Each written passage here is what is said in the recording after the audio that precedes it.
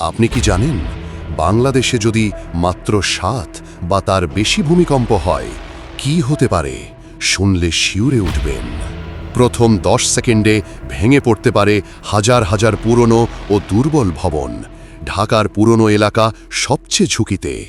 রাস্তা ফেটে যাবে, ফ্লাইওভার, ব্রিজে মারাত্মক ক্ষতি হতে পারে, পুরো শহর অচল হয়ে যাবে। সবচেয়ে ভয়ঙ্কর, গ্যাস লাইনে ফাটল। এক মুহূর্তেই আগুন ছড়িয়ে পড়তে পারে পুরো এলাকায়। বিদ্যুৎ চলে যাবে, নেটওয়ার্ক বন্ধ হবে, মানুষ সম্পূর্ণ বিচ্ছিন্ন হয়ে পড়বে। হাসপাতাল ভরে যাবে আহত মানুষে।